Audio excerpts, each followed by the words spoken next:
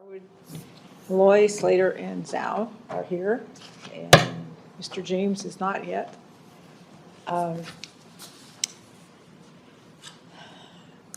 We do have a change to the agenda because Commissioner Matari is on his way, so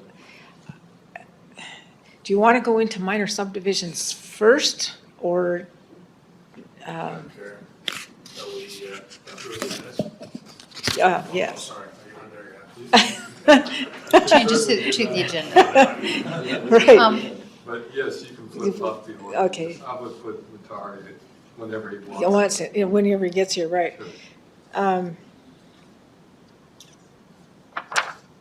Sure. The comprehensive plan update, is that short? Yes. Okay, maybe we'll take that first. Okay, approval of January 18 minutes. Madam, I move that we approve the minutes from January 18th. All in favor? Aye. Opposed? Okay, let's go with the comprehensive plan update then. Well, good afternoon, everyone. Thanks for being here. Giving credit where credit's due, it's fair to say that we wouldn't have money for a comp plan update if it had not been for Commissioner Matari, who asked me on several occasions what I plan to do to update the comp plan. And I kept saying, well, I don't have the staff to do anything, frankly. And I see two options. We either staff up internally with another person equal to Ben's spot and a couple of people underneath them, or we hire consultants. And since, you know, having staff has the added burden of we don't actually have any space anywhere to put them, we ended up with the idea that you see in the back of your packet, which is to go with SCJ to update the comp plan. I'm jazzed. I think you have seen and worked with them. They do good work. I think they can do what we need, and this is a relatively small amount of money, all things considered. Other consultants I've talked to want $500,000 to do an entire comp plan from scratch. So to me, this will get us 9/10 of what we need, and also really allow us to go back out to the community with new data and have some meaningful dialogue using today's contemporary internet, social media, and other ways to connect with people so that we actually know that our goals and objectives resonate with the community, I hope. Yes, ma'am. You said it'd get us 9/10 of the way. I'm a newbie, I'm getting up to speed. What would the 10th be? I have a bias. You wouldn't know. I've been at this for a lifetime. I've worked with consultants that are nationally acclaimed. It would be nice if we had the money to use nationally acclaimed consultants to have a top flight comp plan that's equal to any in the country. This will not be that. It'll be a good plan, it'll be updated, it'll be useful and a lot better than what we have. It would be nice, but I just don't see us having. What would be missing? One of the consultants I would like to use has a Juris Doctorate from Harvard and a planning degree from Harvard. Everyone on his staff has a master's from an acclaimed planning school. And they have, at this point, 50 years of good experience doing plans for places like Denver, Philadelphia, San Diego. And so, it's always nice to be able to have highly acclaimed people that are knowledgeable and have the acumen and political savvy to connect with the community in a meaningful, useful way. That takes art and science. So you think that's what's missing is That would be my 1/10 that I think we won't get with this group. Uh-huh. because they're not that kind of, they don't have that kind of background. And how valuable is that tenth? Well, it's $450,000 worth of valuable. But is that tenth worth $450,000? In a perfect world, yes. Huh, okay, just, Because I have seen the end result of really high-quality planning.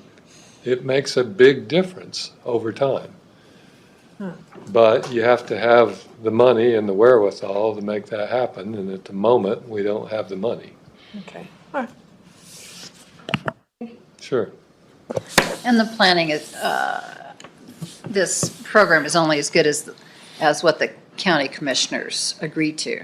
So we can have a nice plan, but they can modify it and make changes. So this is, Thank you. You know, that's important. Yeah. You can actually see some of that if you go back and look at the 2010 comp plan, which was 5 years in the making. When you look at that plan, there was 280 objectives and goals that we eliminated in the 2020 plan because it went through, if I remember right, 90 iterations between the then staff and the then county commissioners, and they, in my view, they missed the boat. You know, or we wouldn't have had all of that editorial comment 10 years later. So yeah, I think you're spot on. That's exactly the case. And that's true everywhere, in every community.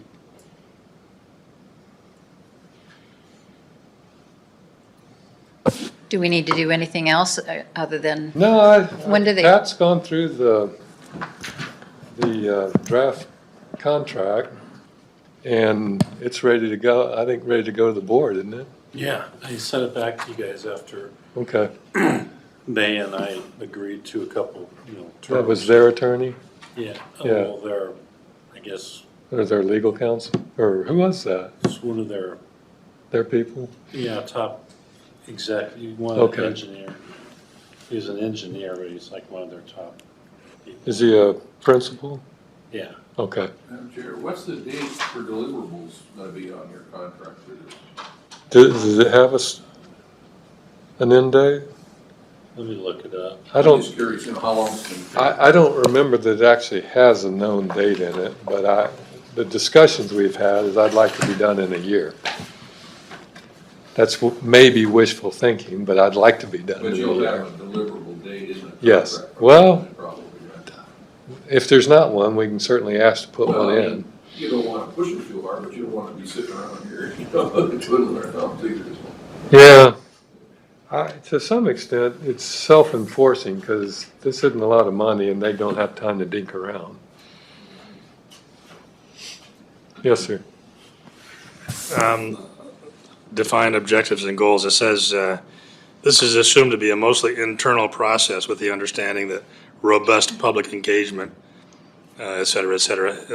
Mostly internal, is that, what's internal? Is that us? Yes. Yeah, we'd start here. Yep, thanks. Oh, and another thing I had was, when we started this request for funding, I thought it was mostly to develop updated data. Data. So will these things be happening like concurrently, or will they go out and update the data first, you think, and does it matter? It does matter, but to some extent, it has to be iterative. We need to do some data collection. We need to talk. As we do these things, it'll become more obvious when we need to talk to the community Right. and roll new data out. Follow up on John's comments, and forgive me if I'm catching up here, but what are the next steps and what role would we have in the next steps once they come back with their report? Do we have a role in that? Well, yeah, my thought is we let them do some data collection, and I'll just make this up for the sake of explanation. But suppose they show in their data that we're 90,000 dwelling units behind Okay. what we need. I'm just making this up. Sure, make it up, yeah, let's, Um, But we're short on housing units. Okay. We're short on this, we're short on that. We're over on these things. This will start to pop out on the data. And then that's when we can go through the goals and objectives we have and say to ourselves, do we need some new goals and objectives to match the data, or do we need to modify some of what we have based on what the data is telling us? so our role will be to respond to the data with recommendations, how we proceed with roads, with And then we whatever it may be. presumably would tell the consultants, go public with this, and let's have a dialogue. Then at some point, we formulate something that, to John's point, we go to the public, we have a public hearing, so everybody has the right to comment and be heard. Oh, yeah, right. Ultimately, this will end in a public comment with the Plan Commission, public hearing, and with the Board of County Commissioners.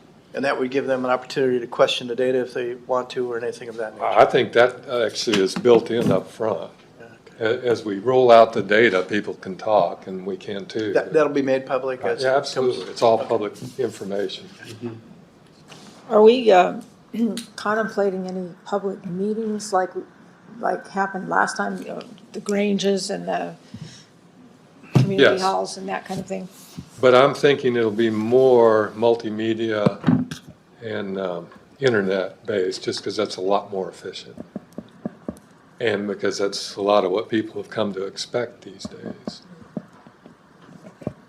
Another 5 years, AI will do our job, and we won't have to worry about any of it.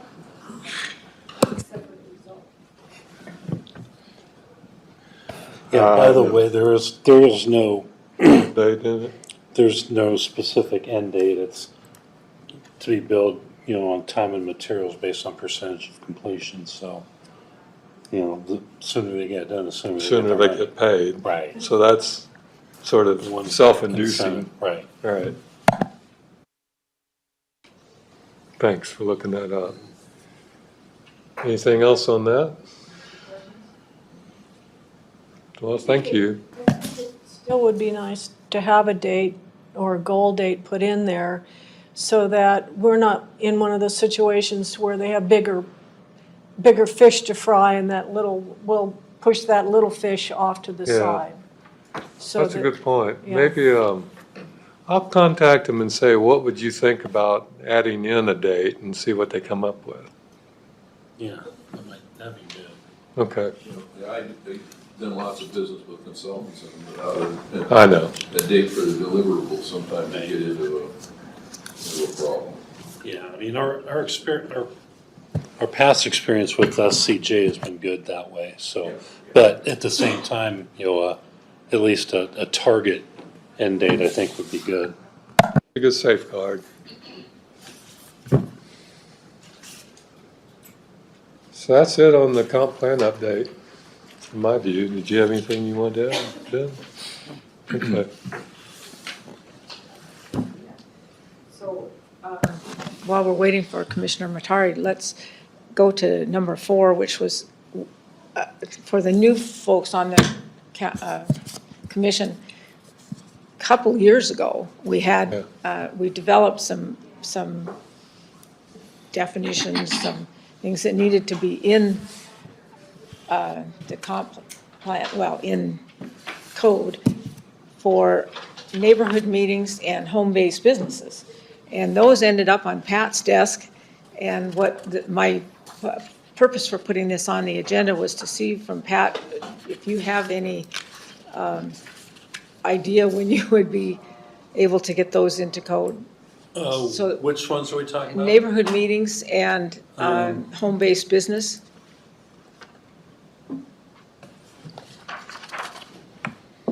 Neighborhood meetings might not take too awfully long. Home-based businesses, to be honest, with my other workload, will probably take longer. We're probably looking at this summer. Okay. What's your estimate for the neighborhood meetings one? April.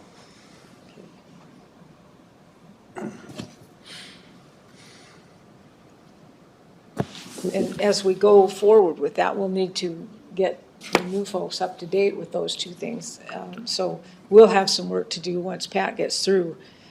Yeah, for me, I guess you'd have to tell me have a definition of what a neighborhood meeting is. It's in the code, and so we need to start pulling out the code so that you can review it. The neighborhood meetings were meetings that developers would hold with a neighborhood before they got so far as to needing to come to the county, so that they would, if there were problems in the neighborhood, they could be brought forward, and developers at the appropriate time could develop modifications to their plan if they wanted to. There was nothing required that they had to do, but it was the idea of listening to the neighborhood before we got to a critical point, and hopefully And before they working out actually give us a complete application. For So that subdivision. it would help refine their application. Okay, so, because, of course, I manage an HOA, but it's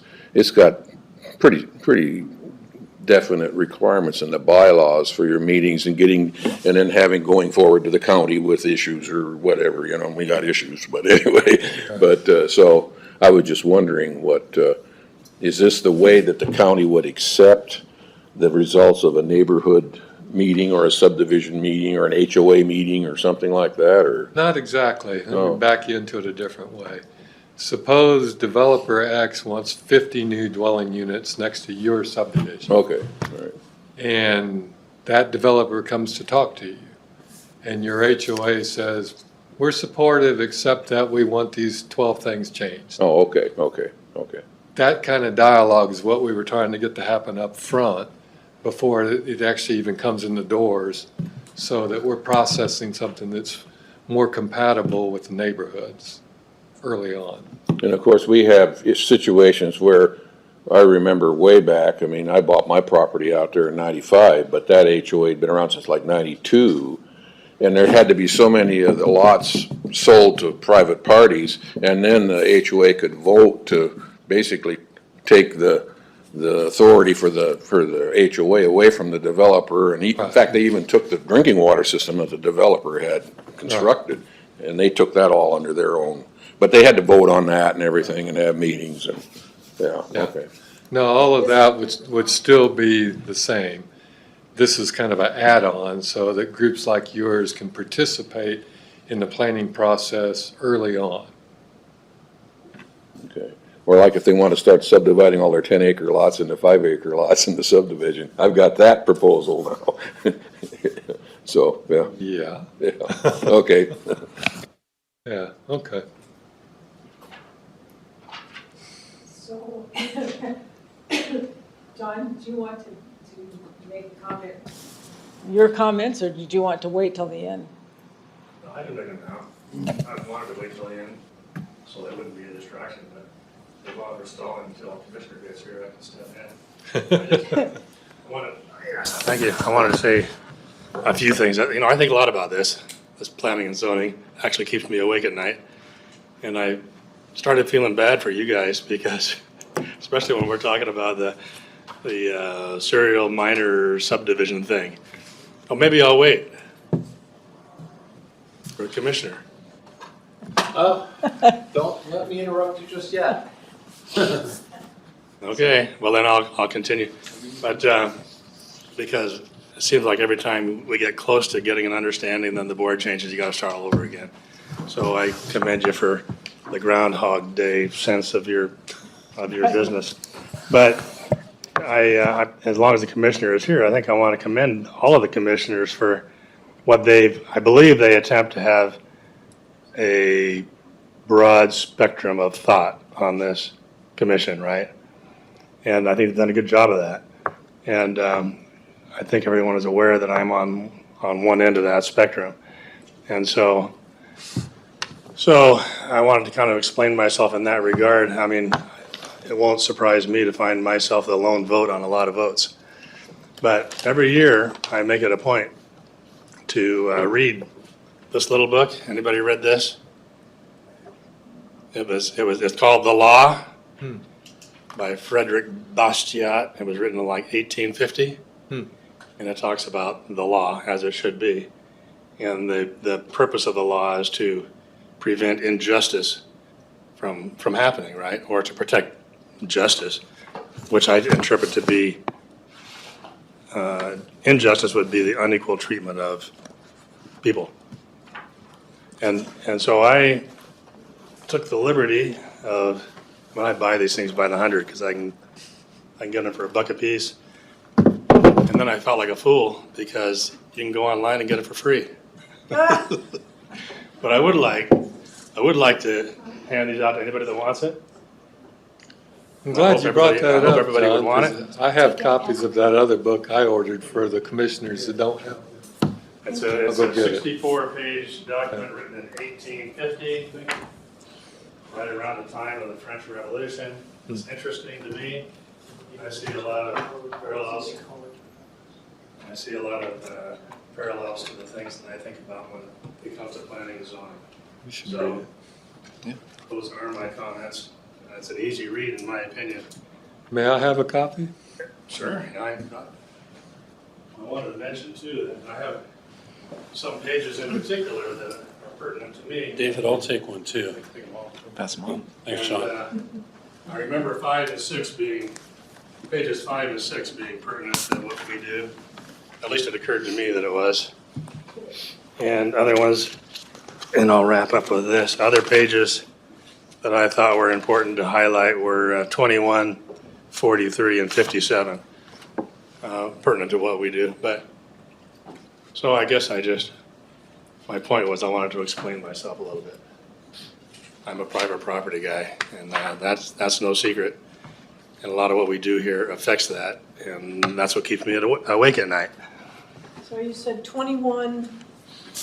The pages I said were 5, 6, 21, 43, and 57. That caught my eye when I was reading it. I try to read it every year, just once a year, I mean, to review. Thank you. Thank you. That's it. Oh, the commissioner's turn now. Yeah.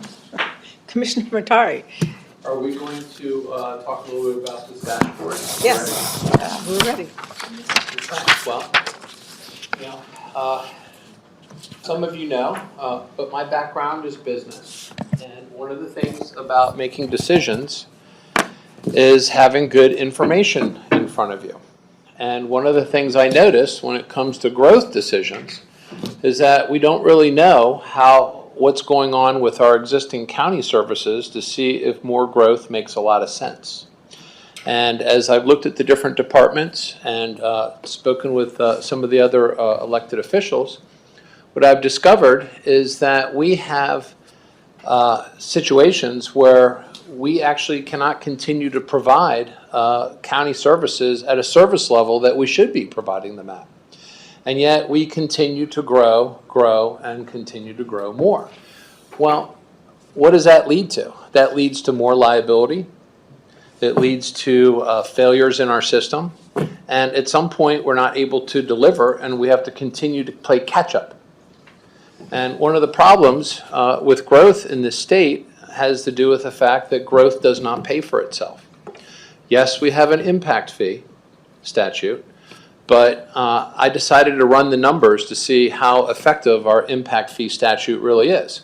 At this point in time, the jail bed impact fee is $551 per unit. And so I did the math. If we were to do a $15 million expansion on our jail, we would have to add 18,000 homes, assuming a 2/3, 1/3 mix between residential and commercial, and 21 million square feet of commercial space, which would add up to about 110 supercenter Walmarts. And we would have to have this kind of growth within 8 years, because the impact fee statute says if you don't spend it within 8 years, you give it back. Well, I haven't met anyone who said, I want 18,000 new homes here so we can get growth to pay for itself. And that's only with the jail. That does not include the roads, the schools, or any other districts. And so to me, it just seems like we should be looking at how do growth decisions affect county services. And sadly, the cities make a lot of decisions, and we are statutorily required to provide county services. The easy one, the low-hanging one, is the jail. The county is in charge of providing jail services that the cities can utilize. And so we have this situation where the right hand is operating without knowing what the left hand is doing. And so what I had asked, and Sarah and Jonathan were really the ones that put this together. I'm just the idea guy, but they're the implementers. So is to put together a dashboard on our website where if you, Jonathan, you want to close that window so they could just see the whole page? Commissioner, that's actually on whoever's got the HDMI cable, they need to get that down. Oh, well, okay, so who's the perpetrator here? Just close that. Is that you? Yeah, I'm trying to It's get that it little back. X right there. Yeah. Well, that didn't work Maybe well. not. Maybe you're on somebody else. Oh, you know, it might be this one here. Nope, not me. Well, somebody did it, so there you go. So there is like a dashboard that's similar to like what you would have on your car, where you have indicators, right? And the nice thing about your car is that the dashboard is what's called a feedback loop. You give it gas, the speedometer goes up, right? So that's how you get feedback of how fast you're going. And do we know who's doing that? That's me. Oh, okay. I was trying to get rid of this on the How right. about the X to the right of participants? There it is. Thank you. That's the one I was looking for. There we go. There. So, so what this does is it gives us information or feedback on what's happening with county services and where we are with respect to where those county services should be. So we talked with the different elected officials and department heads, and we asked, where should we be for county services? And where are we right now with those services? So do you want to go ahead and click on Patrol, KCSO Patrol, Kootenai County Sheriff's Office Patrol. And what you can see here is that midway down, the industry standard is 1.5 patrol deputies per 1,000 residents. We have 1.04, okay, per 1,000 county residents. So what does that mean?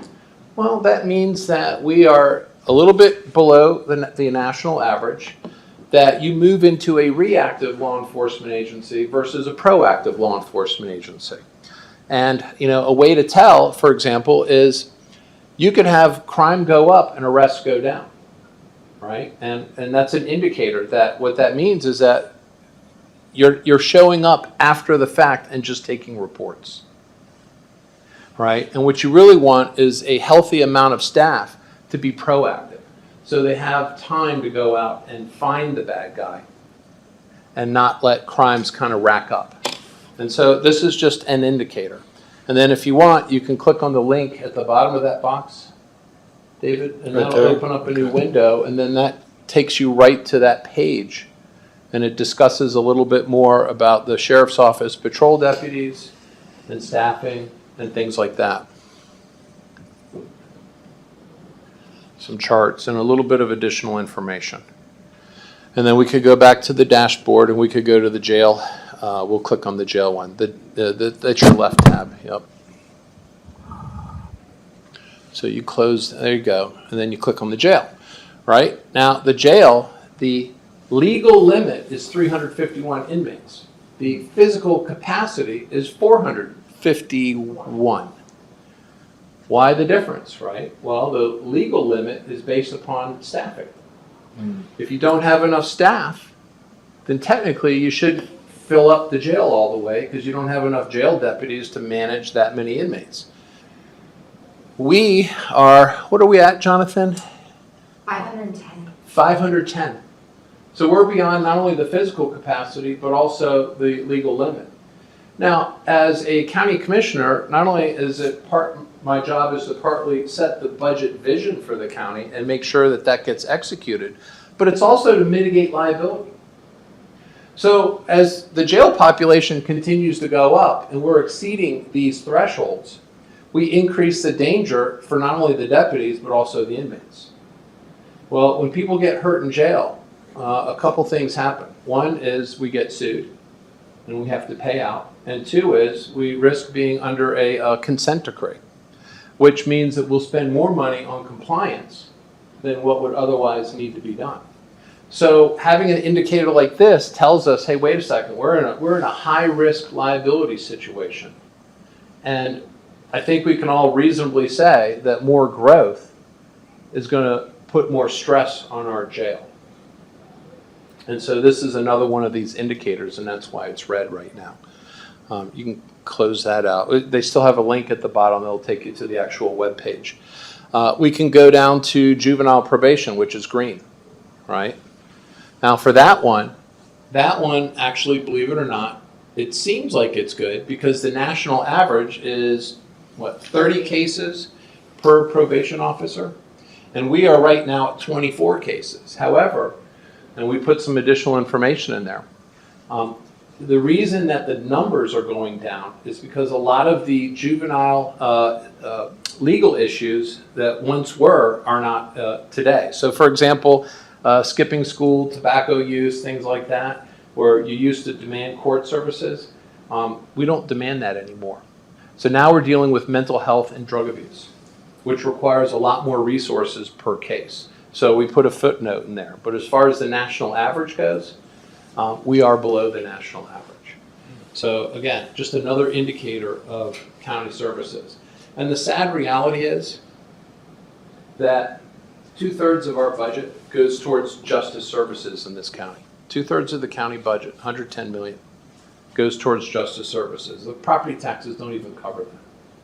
So you're going to see a lot more justice-oriented indicators because it draws so much of our resources. And the only other big one is solid waste, but that has its own levy. And they run that so well. But we actually have that as well as an indicator. 911, can you click on that, David, at the bottom left? Jonathan's Oh, Jonathan. Jonathan. Okay, you switched. All right, different driver here. 911, we are down to 9 employees for the entire county for a 24/7 operation. If we had lost one more employee, we would not be able to cover a shift. You would get a voicemail, or we would have to forward that call to another dispatch center. Okay? So, to me, running an organization, you have to have good information. And while this is not perfect, this certainly helps to build a much more clearer picture of what's going on in our county.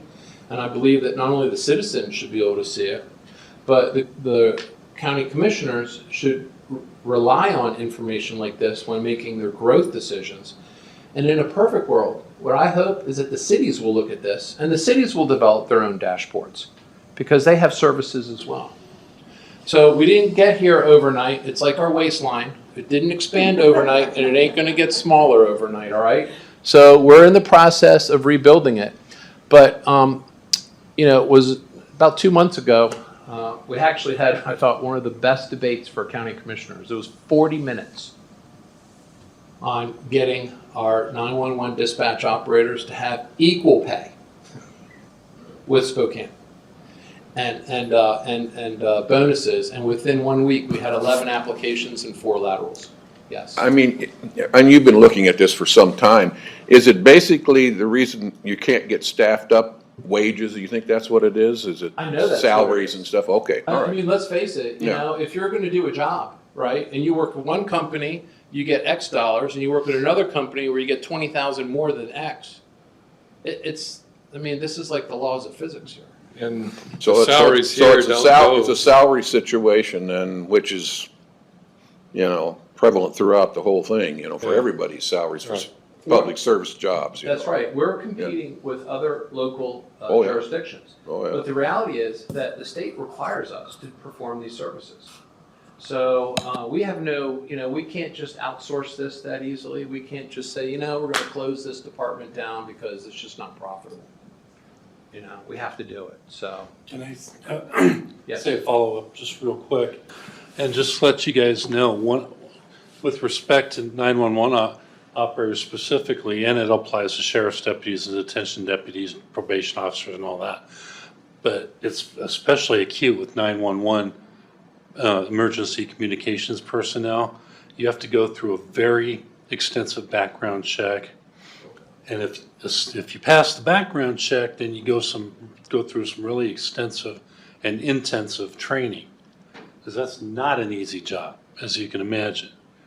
And so, the less you're, paying, whether in absolute terms or relative to other jurisdictions that operate 911 centers, you're not going to get as good of people.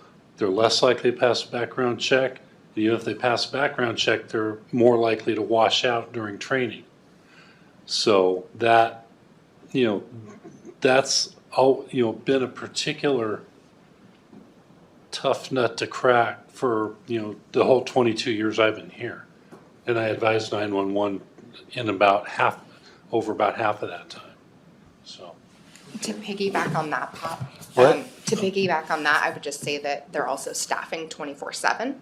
And Yeah. so it's a lower paying job, especially when you consider the fact that for the first probably 5 to 7 years, they're going to be working on graveyards. Yeah, even with shift differential, Most often, stereotypically, your dispatchers are women, and women usually have children, and daycare is very difficult to come by. That's one of the biggest factors that they're finding with single mothers applying is they can't find childcare here. that's a huge issue, and not just with the county or 911, but it's especially acute, for reasons Sarah articulated. So it's funding sources. Well, it's funding sources, but it's also understanding that, we basically stressed our one of the county services here. It's gotten to be so bad, yet, it was, within the past year, Coeur d'Alene agreed to add, 2,000 or 3,000 more homes? So we just have to look at that and say, at what point does something break? Because, in growth situations, you have to make sure that things are growing, in some sort of an equilibrium type fashion. You guys, and of course I worked with you guys in the county for years, but coordinating with the cities, I can see where the cities could really put a burden on the county services by just, grow, and Yeah. no funding and all this kind. Tends to be What what kind they of relationships, or how can we develop relationships with the incorporated communities in the county so that we're all pulling in the same direction, I Wow. guess? Now that's a perfect question. Thank you so much. Okay. I couldn't have planned it segue. better. Okay. And he But- didn't ask me to ask that. I thought you did. Well, it looks that way, right? But no, the previous board, they stopped meeting with the mayors. I got that started back up because we've had this impact fee issue, right? And, one of the other things too, that we do too much, that I've noticed, is that we talk, we don't shut. Now in business, you shut, right? Because you want to see the reports, you want to see the graphs, you want to see the charts, you want to see, what's happening, right? So I could tell you we're down to 9, dispatch operators, but it doesn't mean as much until you can see it. And now that's the point of putting up this website dashboard, is so that the cities can now see this. And we plan on updating it every month. I will say it's not perfect, but it is where we're starting.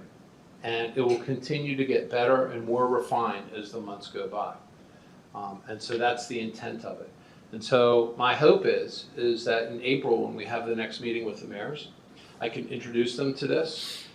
There's two steps here. The first step is I'd like to get buy-in from this board to say we really like this idea and that the county commissioners should approve it. And then after that, get the county commissioners to approve it. I at least need one other vote. I think that I am a little biased in this particular issue, but I need one other vote. And then with that out there, and we approve it, then I can go to the cities in April and say, listen, we would really appreciate it if you would look at this dashboard and at least incorporate it into your growth decision-making process. And in a perfect world, we would like to work with you more on this stuff because your success is our success and vice versa, right? And it's not that we're trying to say no to growth. what we're trying to say is, look, we're asking the community to pay for growth because the impact fee will not do it. And so if we're going to ask them to do it, let's not put ourselves in a high liability situation and a situation where we're going to be forced to go and, to raise taxes every year, take the full 3%, or worse, go into foregone taxes. Because at some point, something will happen and we'll have to expand fast. And whenever you got to do something fast, when it's an emergency, you pay double. You just do.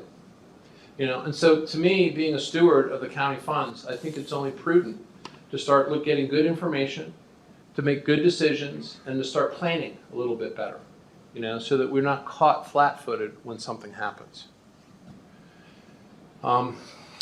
We could probably go through one more, Jonathan. You want to do the aquifer? Now, again, this is one of those things where, we have the question mark there. We don't really study the aquifer a whole lot.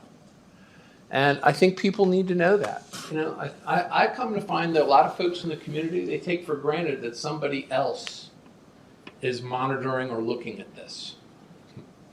And they might be looking at it, but they're not looking very closely, or they're not looking at it with as much data as that they should have. And so I'm not sure I want to keep the question mark there, but I definitely want to make it a point that we don't have enough information to properly monitor the aquifer. And, county commissioners can say yes, or even more importantly, they can say no with a numerical reason, if they have hard data to support whether or not to say yes on a growth decision. As you know, we have the issue down at the reservation with the rezone. The tribe wanted 20-acre minimum lot sizes. Obviously, people who had larger lots and wanted to be able to subdivide, they didn't want that right taken away from them. But what about water? Where does water fit into this equation? And it's not an exact science. We can't precisely down to the drop determine how much water is down there.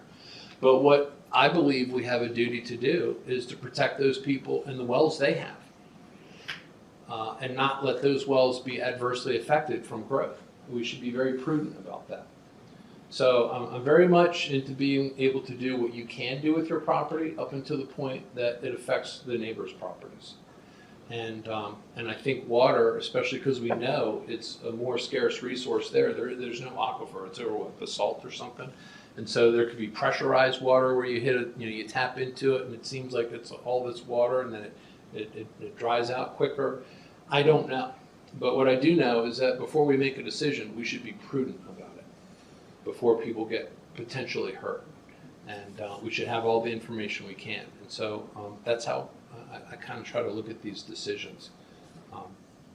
And I'm happy to take any questions if you have any. Yes? Do you take comments? Well, it depends on what they are, but go ahead. No, I do have some questions too. I think this is part of the question.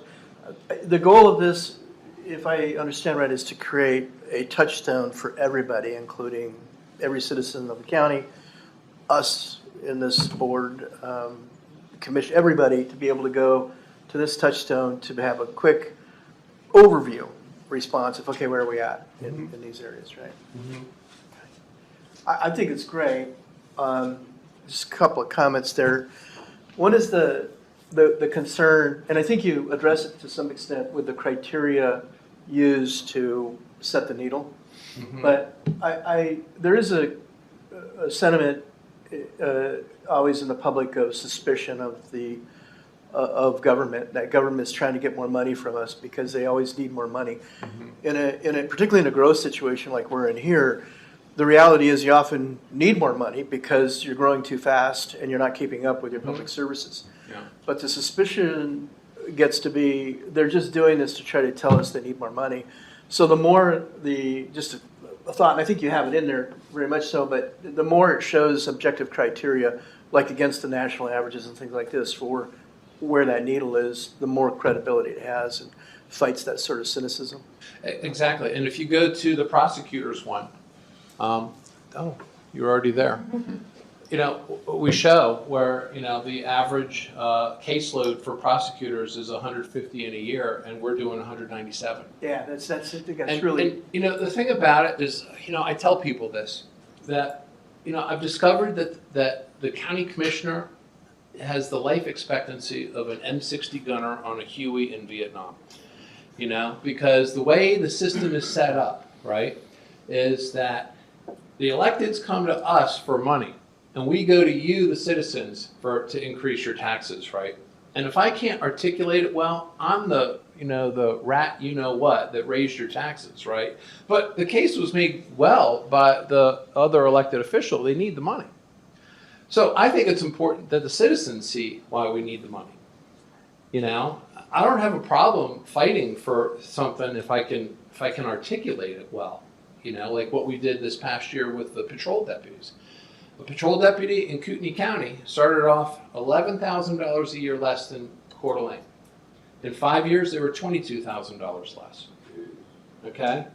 That's $100,000 in mortgage you can afford, okay? It's no wonder more than half the patrol deputies we hired left within 5 years.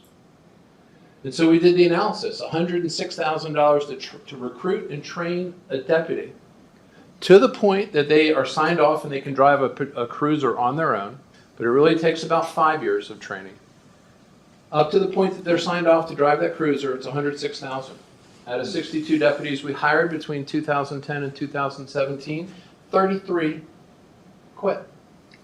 That was $3.5 million of your tax money that was literally wasted because you didn't get the benefit of it. And a lot of those people went to Spokane and Coeur d'Alene, and those jurisdictions got the benefit of all that training and experience, whatever little bit they had, to start on day one. plus the hidden costs of retraining the next people we bring in. Yeah, because that- it takes two it's- people In business, to get that's one always the person in. problem, right? You have to let someone go, you gotta retrain. That's just it. That's our problem right now with our dispatch center. We're down to 9 people, right? It's a 25-seat center. We can't double that in 1 year realistically with brand new recruits because there's not enough people to train people to get them up to speed fast enough so they could be training new people. And so that's why laterals are so important if we can get one. We actually have one coming back who used to be our dispatch, went to ISP. Why? Because of more money. And now that we're paying more money, they're coming back. And they'll be starting, I think, at the end of this month. So it's a little bit of relief. We just increased the dispatch staff by, 11, 12%? Another supportive argument, and I appreciate the analysis on potential liability using the jail as an example. We give lots of, by the way, I'm an attorney, so I deal with liability every day, have for the last 35 years. Mm-hmm.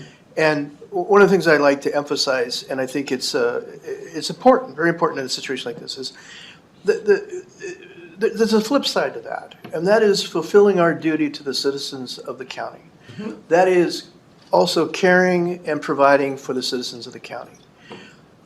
It's one thing to be worried about getting sued and you do something because you have to, because you're worried about getting sued. It's another thing because you care and you want to fulfill your duty and provide the services for your fellow citizen. And to me, that's as strong or stronger an argument why you do something like this, because we want to make sure we have the data and the resources available to show us where we need to put our resources to provide the care for our fellow citizens in the county. Mm-hmm. So just a thought. Yeah, I agree, and I believe that starts with a culture at the top. It's all of our duties as elected officials to have that culture and instill it with people.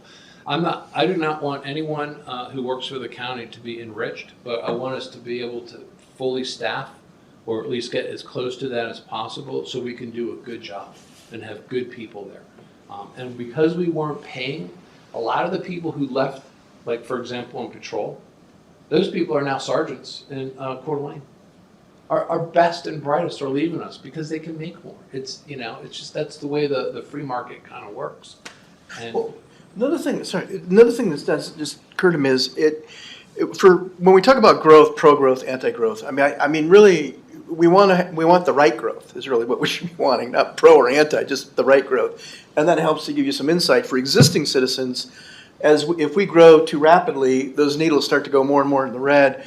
John's concerned with property rights. I'm concerned with personal property rights and all rights. And as those needles go further into the red, that starts to strip us of some of our rights or resources. For example, I call 911, I got an answering machine. That's a scary thought Well, but for an also- existing citizen. If our 911 dispatch cannot service you, your insurance premiums are gonna go up. Okay, because now your response times for fire are gonna go way through the roof. So everything is linked together, and we have to understand that it's like a chain. The weakest link, it comes apart. And that's why these things are so important to me, that we're able to articulate this and look at this and kind of poke it and prod it and say, is this what we really want? And if no, then we need to fix this. And what is it going to take to fix it? Yes. I think to your point of public perception is also that, when I talk to people, there's a whole big slow the growth movement because of what happened after COVID. And I think it just shocked all of us. And we're reeling with it.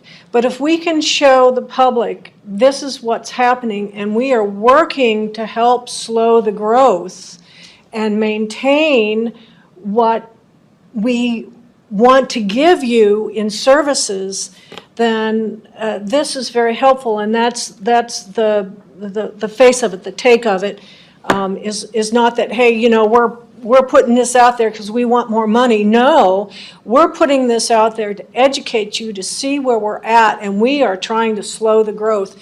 Because there are certain things that I don't care how much money you have, you can't move fast enough if you start to get into a critical situation. Well, I appreciate that, and I like to use the term responsible management, and not slowing it necessarily. I have a couple of things. One question is, a minute ago, you said what you're after is a buy-in from this commission. What does that mean exactly? That you give your approval. You think it's a good idea and it should be out there. But there's no, you're not, it looks like a good idea to me. I can buy in, but usually we come to you looking for buy-in, and you're coming to us looking for buy-in. We came to you some meetings ago asking for money to kind of sort of do the same thing, to get the data updated from 2010 or whenever it was, right? And that's kind of what you're doing here, is generating. Was I here when you did that? Yeah. Really? I don't remember that. Well, isn't that Well, was, that's the easy way to think of how we got to this point. yeah, that's right. If it weren't for him, we wouldn't be here. And all I'm saying is that I think it's a good idea because it's doing what we want to do. We want to generate data that we can use in our planning. Yeah. So I think it's a good idea, but I don't know if that's all you're looking for is us to say it's a good idea, then that's the easy part. Well, the way it'll work is I'm going to bring it before the Board of County Commissioners, and so I'll take the lead on explaining it. And I'd like to be able to say that planning and zoning, has said that this is a good idea and that we should be doing stuff. Is there a lot of money involved in doing it? No, we just did it with existing staff time. No. Yeah. I think what we would need would be some kind of an idea of what you're proposing and a statement that you can actually get our commitment to the statement, not just the idea, oh, we're all like it, and, I think it'd be better if you could have some kind of a position statement that we could agree to or something like that, so that you don't run the risk of somebody saying, well, how do we know they all agreed to you, unless you had some kind of a statement of some kind. I actually have some fingerprint cards, and I was going to get fingerprints from everybody, and that way it'd be. But you understand why I'm saying that, because, if you don't have, I've had groups like this when they all agree to something, and then 20 minutes later, two of the people said, no, I didn't agree to that. So Yeah. you see what I'm saying? I think we need some kind of a position statement or something anyway and then we can agree to it, or we can vote on it as a group or whatever we have to do. Then you have the actual written support behind you for what you're talking It's also about. in our minutes. Yeah. So what It can be in the minutes, yeah, but that's. to build further Out this concept. We think that We like the concept, and we want you to continue with the data collection for this and to present it, to use this as a presentation to the county. yes, The cities. for That's easy enough. for community development, Yeah. for the Board of County Commissioner, community development decisions. Right. And, and let's see if we can't propagate this throughout the county with the other cities, and get their buy-in. I mean, that's my hope, is that we can actually start looking at real information and understanding what the heck is going on inside our own county government and the services that we have an obligation to provide you, the public. Is this live now? I pulled it up. It's intranet, it's not internet, I right? pulled it up. Jonathan? Oh, you did? It's Yeah. it's live, but it's technically hidden. Yeah, I used your address and I was able to pull it up on my Yeah. phone. Yeah. So, Live for demonstration. When I first got back to Idaho after retiring in DC, and went to work in the Silver Valley, those communities were fighting with each other. My God, if you were from Mullen, you wouldn't agree with anybody from Wallace or something. And we couldn't get anything pulled together to do a unified approach to the Superfund site. So what we did, we worked together, excuse me, and we came up with a kind of a position document that all the mayors got together with, Shoshone County and so that we all agreed to this document. And they've held true to that for 20 years now up there, working together rather than against each other. I would love to see that, and I think having good information helps to build confidence and build trust and to get that dialogue going. Because they have to be concerned for their own citizens if we only have 9 people answering phone calls for emergencies. But now that that's out there, it's on the table, we can start having a real discussion about that. Because one of the things too is with our 911, a lot of the jurisdictions, they don't pay into it. We get a 911 fee, but it can only be used for infrastructure, not salaries. Jeez. We Where can't. do all these rules come from? Well, that came from the legislature. The state legislature. I understand that. Yeah, believe me, if I could wave the magic wand, it would be over the city of Boise. And we would fix a lot of our problems here. And some of this stuff was handshake agreements from 30 years ago, but the law changed since then, but our agreements haven't been updated as a result. So You have regulatory mandates, like you say, you just can't violate them. You get to the point of no return and you can't go over the hill into the violation mode of a regulation sometimes. well, I mean, If you do, it you have all kinds doesn't- of ramifications. that's right, it doesn't work well. Yeah. So this is, and just one last point, like with the prosecutor's office, a lot of people don't realize that when the prosecutor's office is so overwhelmed, because until about 2 months ago, they were 20% vacant with prosecutors. They started to have to look at, well, should we even prosecute misdemeanors? Now, misdemeanors are the beginning crimes to felonies. And if you don't prosecute misdemeanors, you're opening the door to more felonies down the road. Well, maybe you should keep that trend, then the prison thing will come down, and, everything will come down. Yeah. Just don't prosecute anybody. Yeah, well, We don't need money for prison. it's true, but if the tree fell and you weren't there, did it make a noise, So, yes. I do have another comment, and that is, years ago, when I walked into this room on the first day, I asked, what do we do?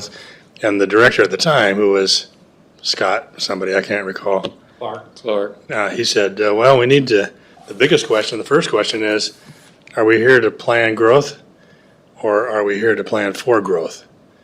And that stuck with me the whole time. It's my opinion that we're here to plan for growth. And I think this tool will allow you to plan for growth. But when you opened up, I thought you were saying you wanted to plan growth, and that's, of course, something I'm opposed to. But you see the distinction? And maybe we shouldn't have been, we as a county, before your time, maybe we shouldn't have been sticking to 0 or 1% tax. Maybe we should have been collecting more in anticipation of growth to come. Well, But see, this kind of tool might help you do that. you're reinforcing the short lifespan of a county commissioner, right? That's right. Yeah.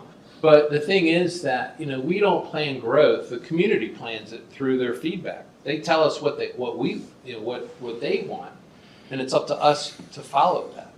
And I will say, ideologically, I believe that, my duty is to the people who live here, not the people who want to move here. I mean, I believe that. That's who I represent. So if they say, I really want you to kind of, not allow this completely unrestricted, almost what I would term irresponsible growth, then I have a duty to figure out a way to manage that within the confines of Idaho statute. And part of that is our comp plan. And if our comp plan says we want more growth, then we should open the floodgates to more growth. And if they say we want a little less, we should have some way to regulate that. I understand Not to that. say no, but to at least regulate it. I understand that conundrum, and it reminds me of a public hearing we had, and there was a fellow that testified publicly. I remember he was from Temecula, and he just moved here. And he said, we've got to stop growth. We can't have, I just came from Temecula, and we can't have happen here what I saw in Temecula.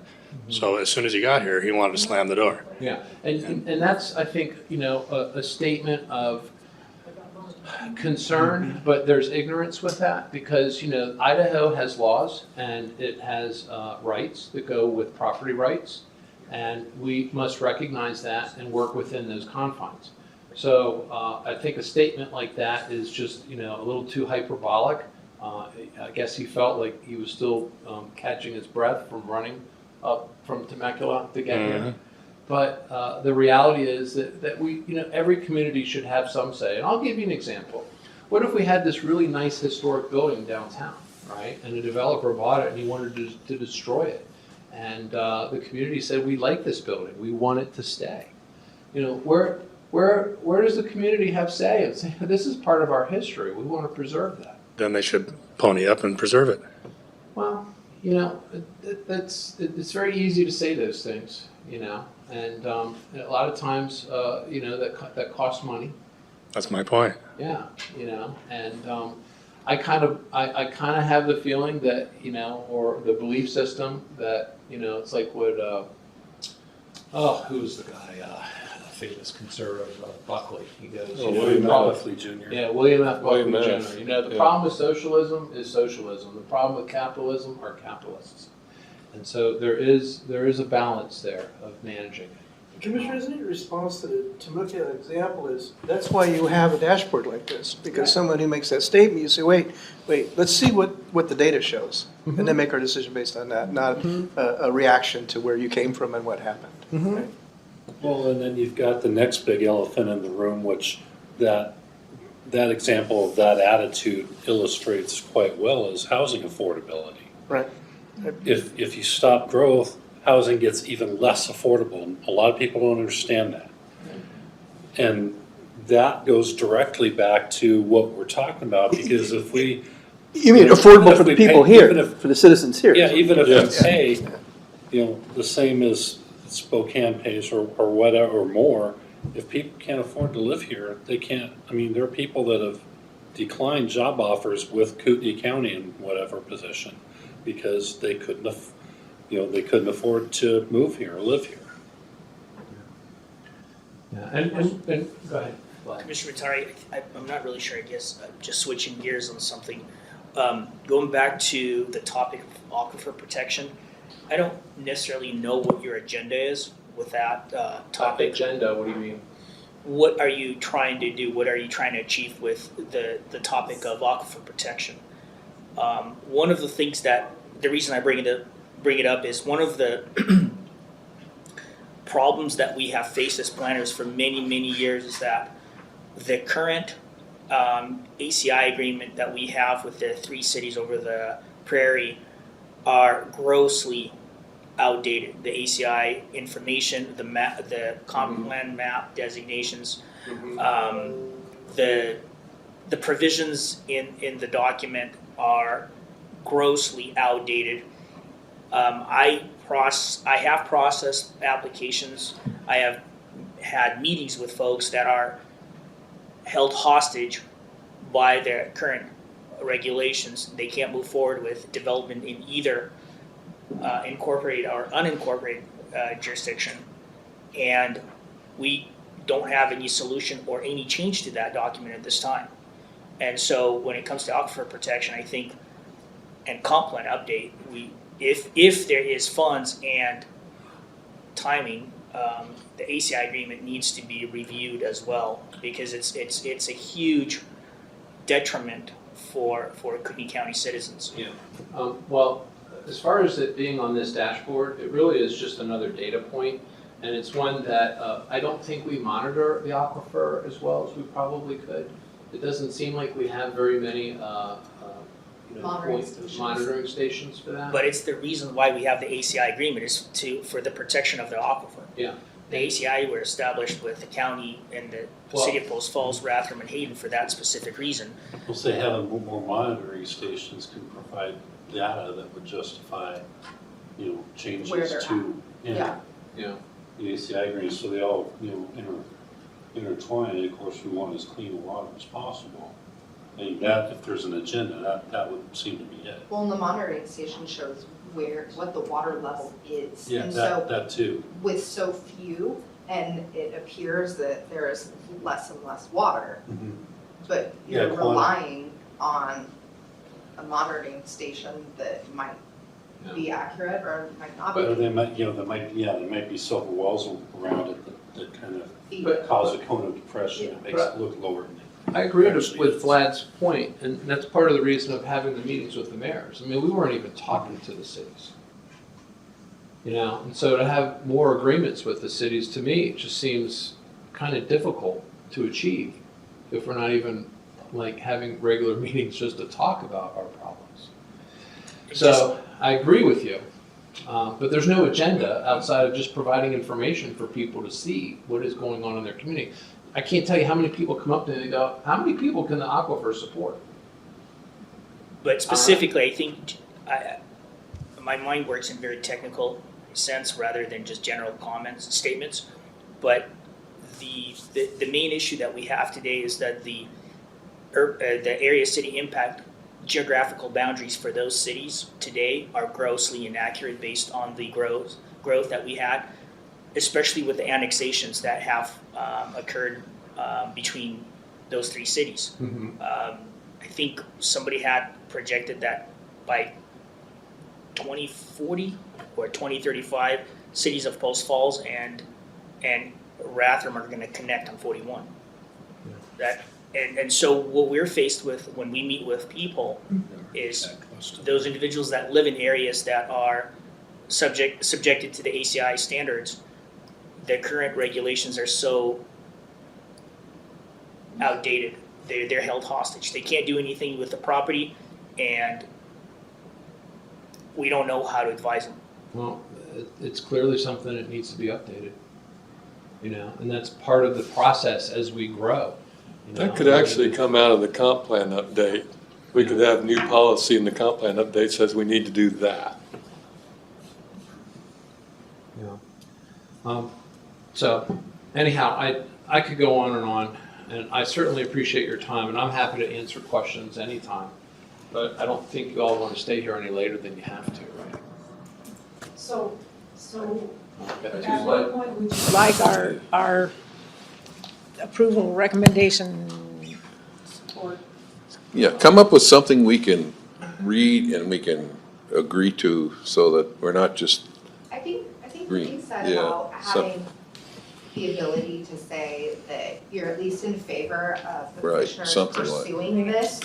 That way, when Commissioner Matari goes to the board, the sooner we can get board buy-in, the sooner we can give it to, department heads and meet with the mayors. So I think a broad agreement like that would be best I mean, I for see, timing. maybe I'm wrong, but I see no harm in saying we are for collecting data and putting it on a dashboard. What's done with that beyond that, I mean, That will at be up least- to you. That at least would give, Commissioner Matari a chance to bring it before the board, and then in the meantime, in the background, we could be working on a position statement. well, if he's gonna ask for funding, and. No, it's not Okay, funding. all Not right, no, funding. I was thinking about that because you wanna have some support for Well, not everything costs gathering the money. data. How are you gonna Not gather the everything data? does. See, you gotta gather somebody's gotta go to work to gather the data. So- Well, they started that. The data comes, we've already started it. It comes from the department heads and the elected officials. Okay, They already okay. have this data. What it is it's Just it's collecting it, okay. all right. collecting it and then presenting it as information for the public And bodies like this and the Board of County Commissioners and hopefully the cities will look at and take seriously when it comes to their growth decisions. Development of this dashboard. I think it's wise counsel to have a statement of some kind that we adopt.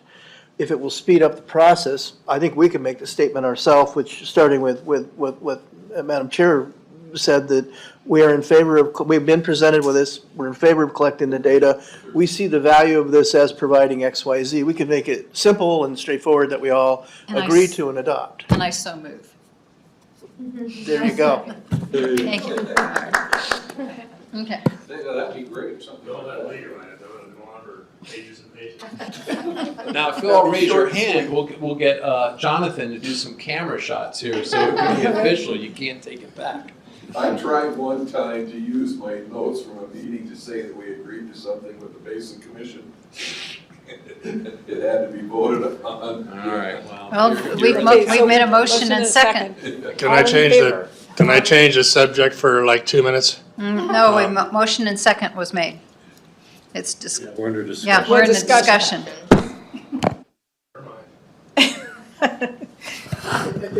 What's the formal name I'd use for it? Is it the growth dashboard, or what's the name? Data That's dashboard. probably a That's a good data name, yeah. The growth dashboard? Growth dashboard. Kootenai County, growth dashboard. Growth data dashboard. Yeah, because it's lots of different data.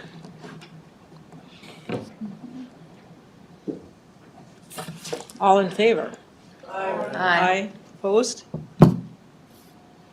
You got it? Cool. Well, thank you so much. I'm happy to answer your question if, I think it's, if you so much. yeah, I think it's pertinent, and it doesn't need to go on forever, a couple of minutes. But on the tribal rezone thing, I'm disappointed that the county commissioners went with an opt-out instead of an opt-in. And then I think Commissioner Brooks said that we're going to inundate the people, the landowners down there with postcards. At least that's how it was presented in the newspaper, for what that's worth. How many mailings of postcards have gone out? Do you know? Or should I be talking to David? 2,000, This is the gentleman who would know. I'll attest, I've been inundated. I'm starting to use them now for fire, to start my fire. I get them all the time. Jennifer literally did it, and it was 2,400 and change. No, but I mean, how many times has it gone out? Just once. Because I think we were gonna do. Well, and there was a press release and Facebook release, all pointing people to our webpage like you saw. Right. And if you Okay. have multiple properties, you get multiple cards. That's what I'm Yes. getting. Yeah, there's people who got 4 or 5 of them, or more, Or more? It's by parcel. Thank you. yes. And the only other comment I just wanted to make, and just as a follow-up, when you talked about buying that historic building, the only issue is that, do we want to be a society where billionaires, where people who have money can always drive what happens in a community, or do people want to be able to have a say? And that's where I say there's a little bit of a counterbalance, it's easy to save money. Believe me, with this open space bond, you might not be shocked at some of the things that I heard from people.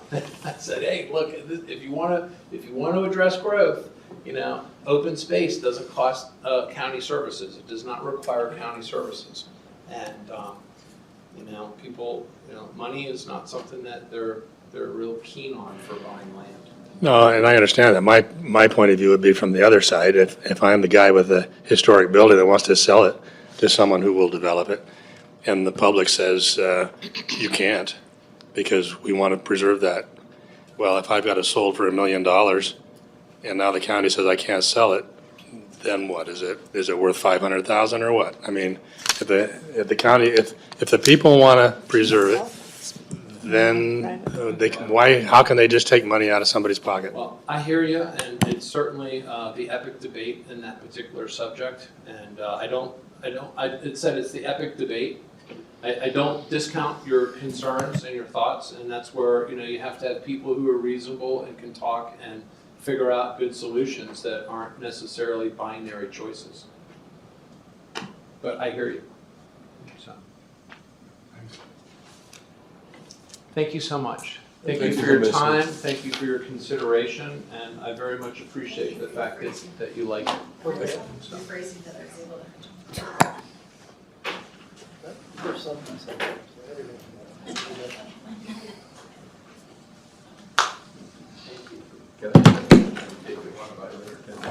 Comfort break. Remember, I'm almost 80 years old. I'm not that far behind you. You're not that far behind me.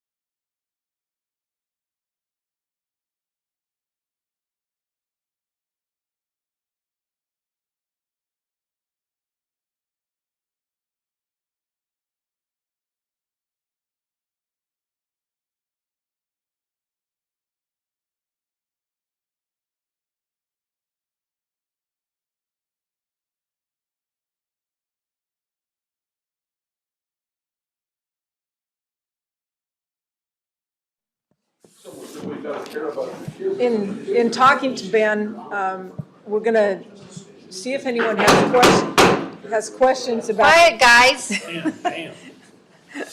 Going to see if we can get through some of the minor subdivision, see if we have questions on that, and then go on to an issue that is intensifying for community development. So we'll go there. Sure, yeah, thank you. Take it away, Ben. Okay, yeah, this is a subject that we've been kind of going around for a while. Dear to our hearts. But of course, we have new commissioners here, so it's certainly important that we go over a little bit of the history and so on. And also just give opportunity for questions, because this is a complicated issue. And so it is hard to assume and expect everybody just to understand it fully the first time they are exposed to it. But anyhow, so this document includes a couple things, right? We had the serial minor subdivision conversation, and that's kind of laid out here. I first, wanted to just open up to that kind of that issue at hand and see if there were any questions from the commission, and if so, how we could possibly maybe, or if not, how we could possibly begin drafting our code or into a code language so that it could be presented in the form of a public hearing. So I guess, yeah, if there are any questions with regards to the serial minor subdivision, then that would be a great time for that. I have one, or maybe just I need clarification. So I think it was mentioned either in our last workshop or maybe even last year that we can't go back to the 2016 code. Is that in entirety? I know that there was a lot of connections and everything else, but are there ways to pull a thread, pull one thing out of that wouldn't negatively affect anything else in the code, but maybe really kind of zero in on this whole road infrastructure issue? Was it the connectivity to the highway district roads that was more of an impact in kind of circumventing the serial subdivision issue? Is it that it was a highway district requirement road? Those kinds, it seems like that's what we keep coming kind of back to with the infrastructure. So are there ways to pinpoint or just focus down into maybe a couple of those criteria that was changed in 2016 without negatively affecting the entirety of what you guys were doing? Because I know you guys said that there were things that they were just completely opposed, that they were contradictory in the code. So what is it is that even possible with the 2016 code to go back to certain aspects of that without doing what we said before, which was changing everything? Am I clear in my request, or? Yeah. You are. It's a hard thing to answer. Okay, Here's 4 reasons why. okay, Pre-2016, the highway district proximity was a huge factor in why we didn't have so many subdivisions. Because the code then required that we be next, okay. Right. So that was one thing. right, And that was one thing Pat was concerned about, because if, you may not know, if we went back to just that, there's the potential that we create an imbalance in what the courts call the rational nexus basis. So that's one of 4 things. Another is that we used to have a county road standard. We haven't had since 2016. I don't think we can go back to a county road standard for how is multiple. it different? How is the county road standard different than the highway or fire? It was a third standard, different from the fire district and different from the highway district. Middle road kind of an Yeah, idea well- in between the two? I honestly don't remember how different it was. Do you? You were here. The road standard, it was with regards to for residential properties. So essentially it was like driveway standards and common driveway standards rather than it was a private road standard. So we didn't have an actual. So we didn't have a road standard per se. Not for private roads, no. Okay. Do the counties, or to the road districts have different standards?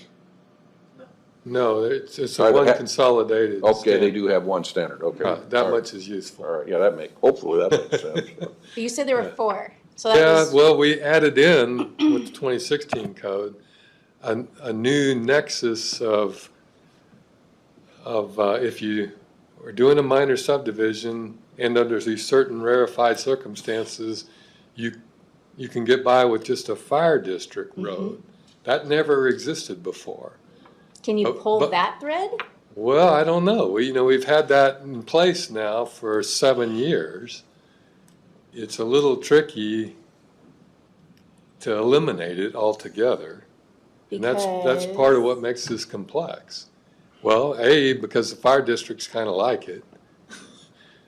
And B, they don't have the staff to monitor it.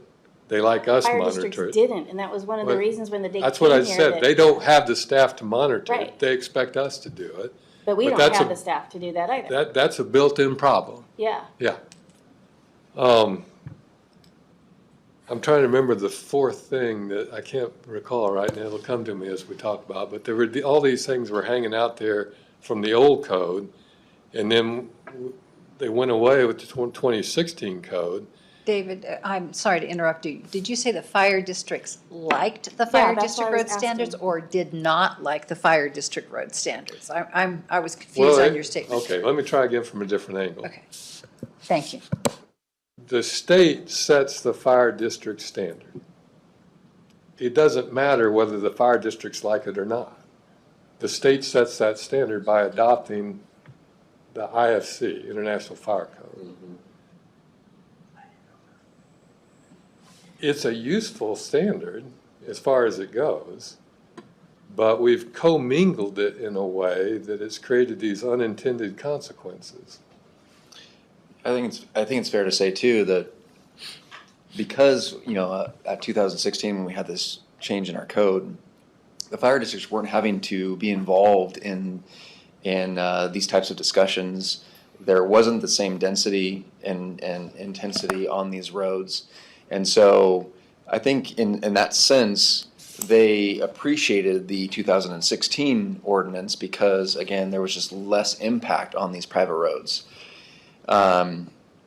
Now that it does open the door, back in 2016, when it did open the door, it puts more stress on the fire districts, both in their staff abilities and both on the level of services and so on. And so, I think it's fair to say that the fire district would be in favor of going back to the 2016, but recognizing that we're not there. And it's unlikely that we will be going back to what Right. 2016 would be. Right. Ben, is it safe to say, I don't know if David mentioned it, but I think Pat brought it up in one of our project review meetings, that going back to 2016 may be legally problematic because prior to 2016, you could not create a minor subdivision off of a private road. It had to be only a public road. And therefore, we concluded that a major subdivision could be off of a private road so long as it was improved to highway district standards, because there was the rough proportionality nexus where the impacts were consistent with the need for improvements to that road, whereas for minor subdivisions, there were much fewer lots, between 2 to 4, which would not legally justify having the road improved, private road improved all the way to the nearest adjacent public road to highway district standards. And therefore, Pat, I think you said that if we went back to prior to the 2016 code, we could be challenged on exceeding the expectations of rough proportionality test. Is that true? It's a potential regulatory taking is what it is, based on that.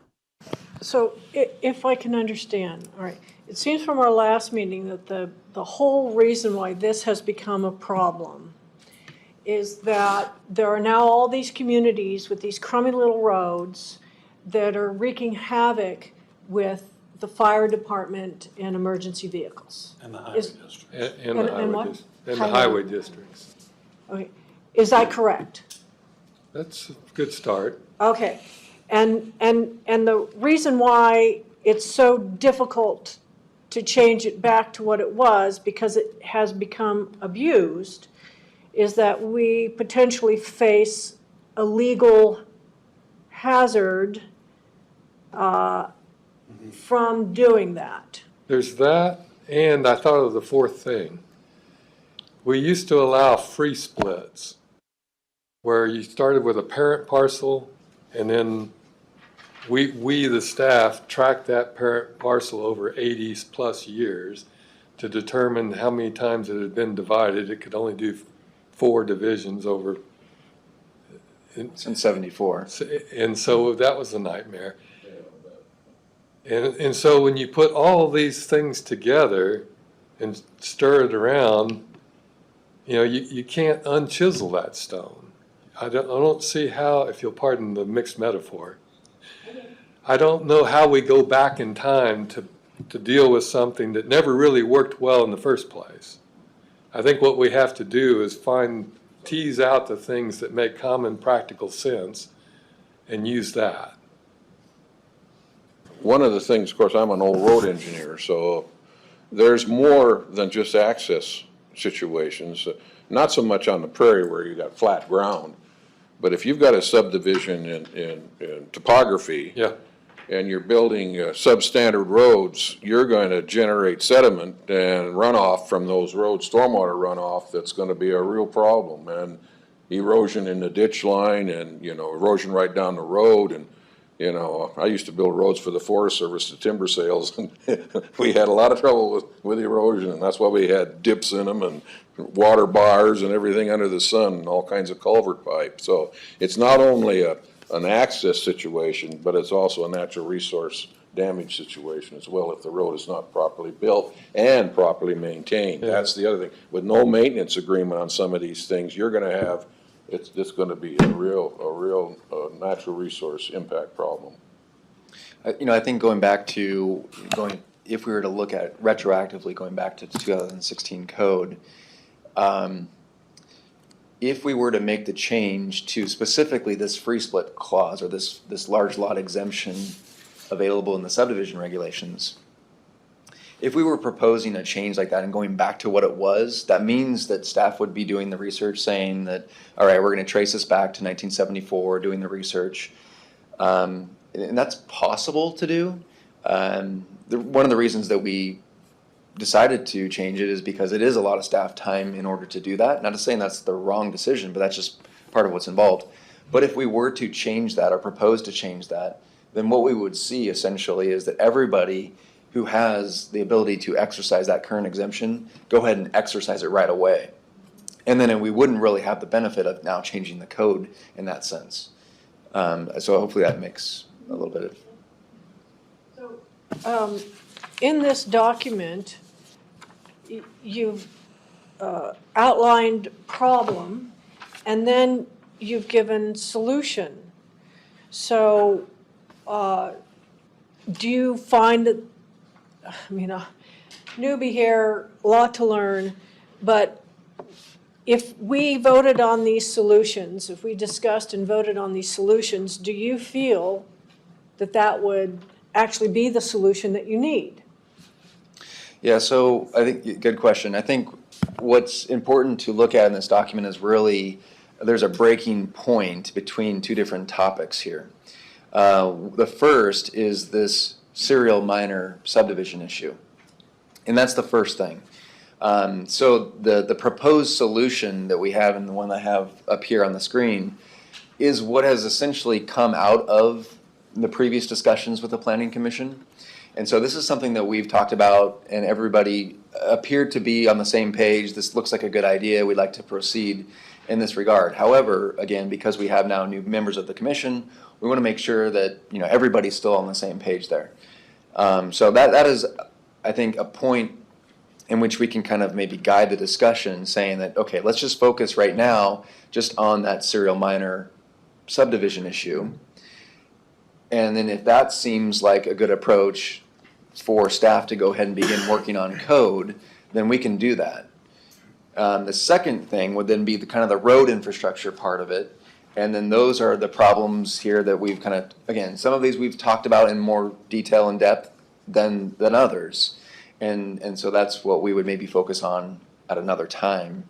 But I think what's probably best is to first just just limit our focus to the serial minor topic, and then if there are any questions specifically with that proposal, hopefully we can answer those questions, or if you have different suggestions, then that also would be welcome. Just Yeah, I'm just thinking, because it seems, it's a difficult topic. And no matter what we decide, there's somebody who's going to be unhappy. So our job is to do the best for the most, right? So, we can continue to banner it around and ad infinitum, and then nothing gets done. So I propose that we go through this proposed solution, focus on that, and then let's move forward. Let's try and get something done so that, this problem doesn't continue to exist on and on and on. The only change I keep bringing up is I'd have a section E that includes language that Pat drafts deterring abuse of the minor subdivision code. Just be Yeah. point blank about it. Point blank about it, that addresses the abuse issue head-on and deters people from, or entities from abusing it. That way there's intent built into the code. What's that? There's intent built into the code if we do that. Well, depending on how you draft the language, but, Intention. we've batted around some language before, but language of deterrence that deters people from engaging in that sort of activity. Sure. That's really the only thing I keep And bringing there's up. cause for that because of safety. Right. Yeah. I mean, that's been the fundamental problem in my view, is that the minor subdivision ordinance has been abused. There were some meritorious reasons for it, but the abuse has just gone rampant. I mean, all you have to do is look at the applications. Right. The serial applications. Right. Yes. In one of the solutions you've got, applicants says that they're going to comply with IFC standards by involving a licensed engineer. Just for everybody's information, if that licensed engineer says that does meet those standards and puts their stamp on it there, It can be problematic. it can still be problematic, but that person's hanging their neck out if they do that, so, yeah. And I think that's a good point, and I do want to maybe reemphasize that is a little bit further on than what we're maybe focusing on now. Yeah, fair point, we should have that conversation, but I think what we're hoping to do is focus on the serial minor problem and then go from there, and then we Roads can get into the next. roads next. Yeah. And did you want to elaborate on the sort of the deterrent, the built-in provision to deter people from pursuing minor subdivisions by only allowing 10-acre parcels in a 20-acre piece that was created through the exempt division of land? I think that's probably the best way to approach this thing, is to talk about built-in deterrence. I get that. I get that. That's somewhat of a term. What I'm suggesting is direct language that makes it absolutely crystal clear. One shall not violate. I understand, but if you can think of any other deterrents, not just a disclaimer, but if anybody can think of other mechanisms that would clearly force somebody to consider a major subdivision, we certainly welcome that. We have struggled for years, and I think if there's more than one approach, more than one deterrent, that is actually a huge benefit for not just us, but also for the Board of County Commissioners to consider. Because if they say, does this approach outweigh the other approach, then that helps them make a good decision.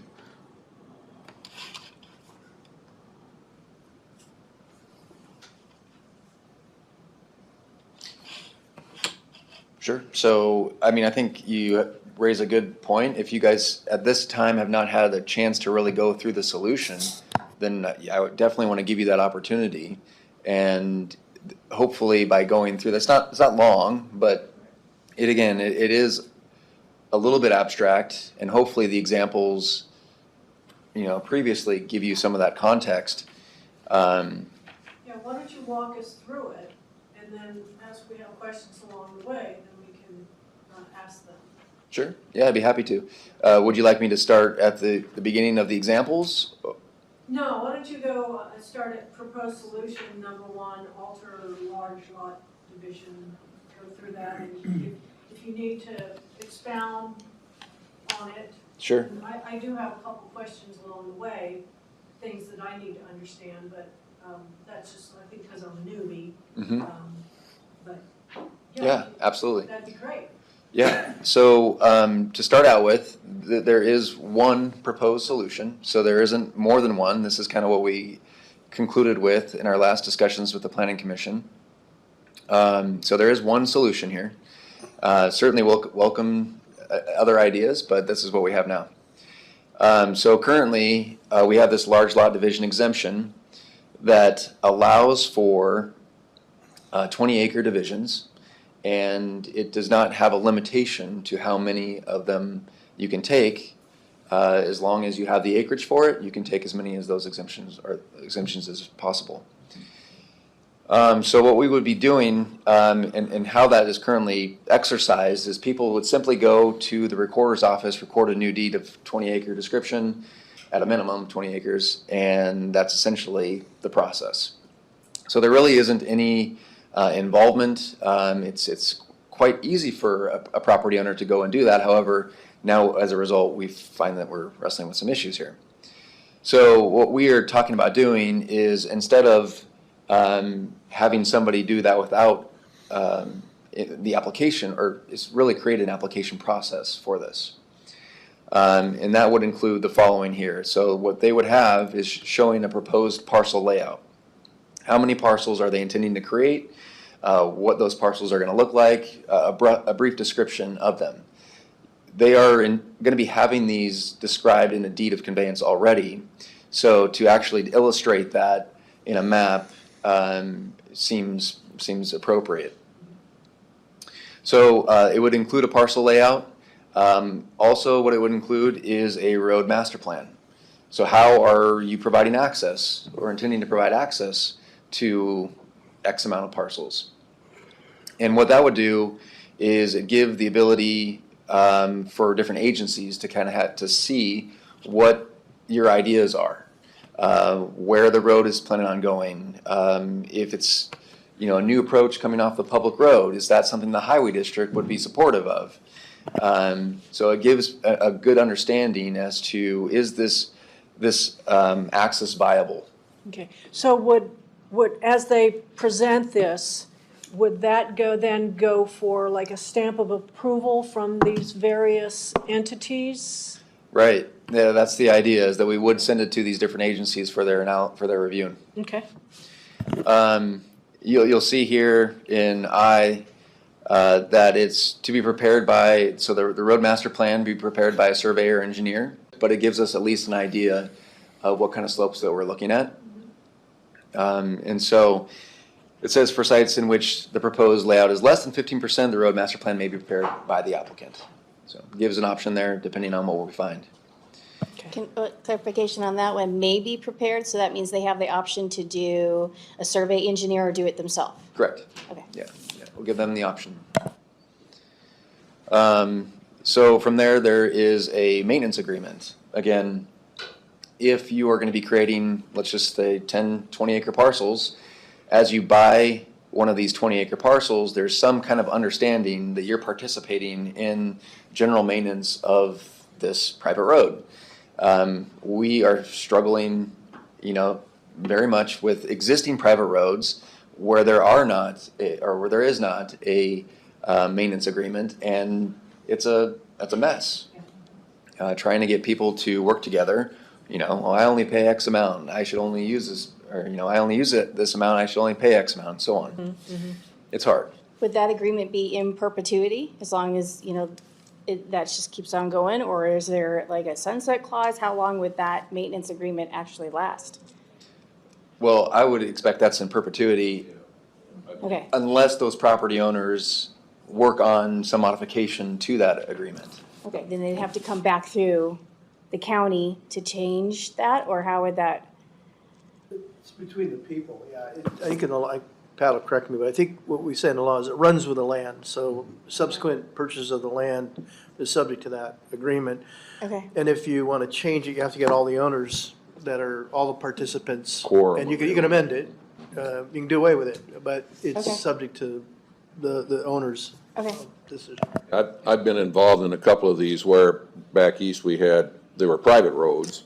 And then we had, 500 or 600 members of the thing. And then after a certain period of time, the county came to us and said, hey, we're thinking about taking over some of these roads. And so then the group, the people in the homeowners association had to vote to whether or not they wanted to let the county take their roads or continue to have to plow all the snow and do all the maintenance themselves. So it can be done. Yeah, So road they maintenance- run in perpetuity, but you can vote to change it if somebody comes along and wants to take over the authority for them, yeah. The document itself, a road maintenance agreement will tell you, like how many votes you need, how you can change it, what the procedure is, that kind of. Yep, 3, draft deeds of conveyance with deed restrictions.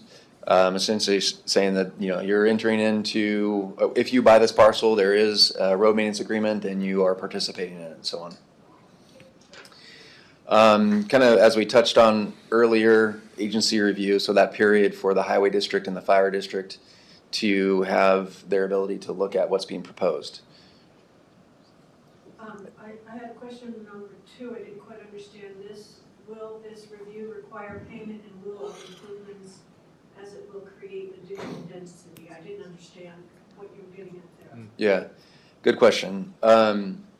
So one of the comments that we get back from the highway district right now, and this is with regards to plats, subdivisions, is that they will look at their infrastructure and determine whether or not the infrastructure is adequate or inadequate, and whether or not there should be some improvements made.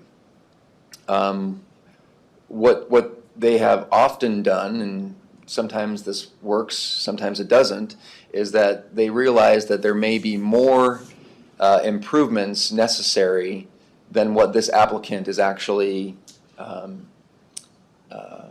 impacting, or I don't know if I'm saying that. The rational nexus. Rational nexus part of things. And so they say in lieu of those improvements, what's actually required to bring this standard, we're going to charge you an X amount of dollars to pay. And so then we're going to take that money, put it in an account, and then at the time that the district is ready to make those improvements, they're going to pull those monies to do so. What we Turn lanes, for instance, going into new subdivisions is one of the things around here they've been doing. Yeah. If you got a county road, and it's gonna impact the traffic from dumping a whole bunch of cars out of a new subdivision, they'll have them pay for a new turn lane, a free turn lane, stuff like that.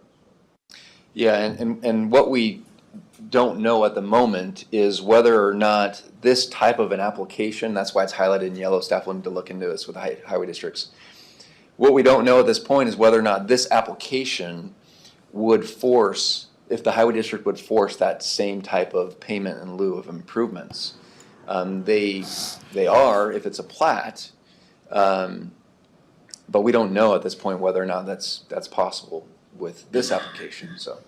And when and how will you know, and how will that impact what you have here?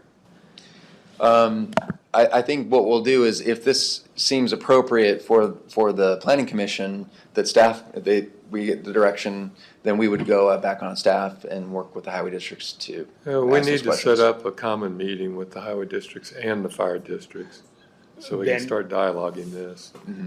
Ben, just to clarify, the distinction needs to be made is that we as the county view additional density are those lots that are created through a platting process. I have been told by one of the highway district directors is that they don't view it in the same manner. They view parcels that are created through an exemption process as additional density, whereas the county does not view that as additional density. We view that as an exemption that is completely out of our purview. That is something that is recorded upstairs with the recorder's office. And so what the highway district had, at least Well- one of them has said is, I think I would frame it a little differently. They don't, in my view, they don't argue it's not density. They argue it's a subdivision. The argument we've had Correct. is that an exemption is a subdivision. Correct. We've responded and said, no, it by definition is not a subdivision. We cannot agree on that. That is what I meant, David. You're absolutely correct. I mixed up on the words density versus subdivision. Thank you. So that's one of the come to Jesus meetings, if you'll pardon the term, we need to have with the highway districts. Well, fundamentally, the highway districts are concerned with certain standards that will allow for proper ingress, egress, and emergency services. And I can tell you, just because I'm close to, I don't represent, my partner represents highway districts, but one of the complaints they've had is they've not had an opportunity to have review and comment and been able to be involved in these minor subdivision processes, but they have to deal with the aftermath. This is the problem. I mean, all you gotta do is drive around, you'll see, you have these minor subdivisions where they're put in, and the highway district has no say or influence in how it's done, but they're the ones that have to take care of it. They're the ones that ultimately have to widen the road and make all kinds of accommodations. Or out my way, for example, a lot of the roads were not built with a proper subsurface structure to carry the amount of traffic that's going to be traveling over it. And with the minor subdivisions going in, now all of a sudden those roads are getting torn apart. And it's the highway district and taxpayer that has to pay for that. And to be clear, that's for the public roads that the highway district maintains. There's all these private roads that lead into that. Right. That do not get covered by the highway district. Which they degrade even quicker and faster, but the point is that you're on a public road. Absolutely. Great example is my road, Sunup Bay Road. It gets torn up now because you have, not only do you have the increased traffic, you have business, cement haulers and stuff violating the load restrictions because the road isn't built to handle the loads during the thaw, and it tears the road to pieces. And that's in addition to what goes on in the minor subdivision. We're talking about the public road. Right. And so because, to crystallize it, because the highway district has not had an opportunity to influence or comment on the subdivision roads and the density that it's creating and the increased traffic on the public road, well, they don't have any say, and then they have to deal with the aftermath. It's quite unfair, I think, to them, is the way it is. And the same analysis with the fire district. Mm-hmm. So, I mean, I'm in favor of any chance to give them some say here and Right. some input. Do they only have say with the major subdivision? They don't have say with the minor? They do, both major and minor, but this would be an exemption. And so with the exemptions, they currently do not have an application process to comment on. Can And we where it change gets that? where it gets That's what we're weird. proposing here. Right, yeah. Take that away so they have say. Is it possible, because I know there's different criteria between a major and a minor involving public hearings, and that why can't we also make it the same as well? That a major and a minor go through the same public process. Because right now, the minor does not, right? They don't require public hearings? Right. There's a public comment period, but not a public hearing. Not a public hearing, And notice is only given to within a certain radius. 300 feet. Right, and beyond that, you don't get notice. That was a big Yeah. issue out with us. They had all kinds of affected properties and property No rights clue. being affected, And but they didn't 300 have a feet right. is nothing. It's still going to affect you. I mean, it's going to affect everybody within a large area. But is there a possibility to also stipulate that within a minor subdivision, that it goes through exactly the same process as a major subdivision? Well, Then that's there certainly would a be- possibility, but I think what you're doing also by maybe suggesting that is that you're gonna be making the process longer, than it needs to be. The reason for having a minor subdivision process starts to go away if it's identical to a major subdivision. Then you might as well just have subdivision. Right. I'm in favor of that, but okay. I kind of don't see the problem with that, and it would I don't know why we avoid the have whole this. issue that we're having. It puts it all on the level playing field. Well, let's see. Well, I can tell you, I don't think the county commissioners are gonna be amenable to that idea. They don't want Yeah. a hearing.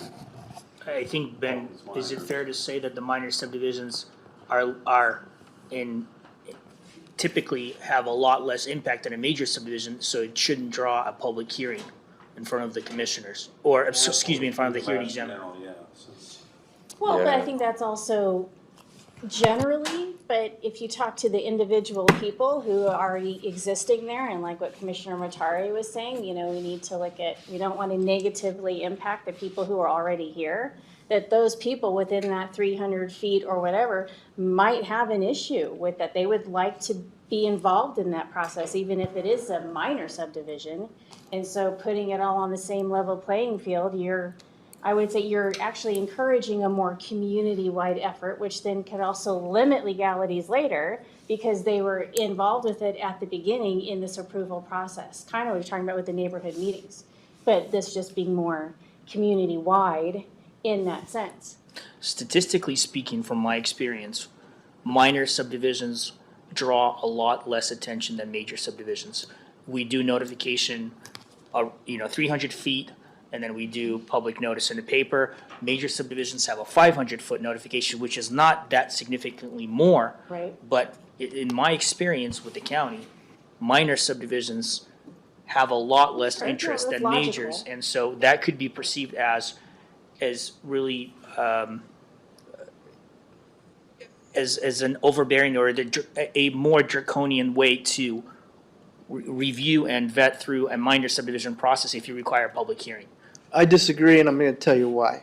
Up till now, it's because of the serial minor subdivision process. The problem here that we're really addressing isn't the single minor subdivision Correct. of 20 It's the acres that's split serial into ones. 5, and that's it. Right. And it's in the middle of 30, 40 acres around it. There I would agree.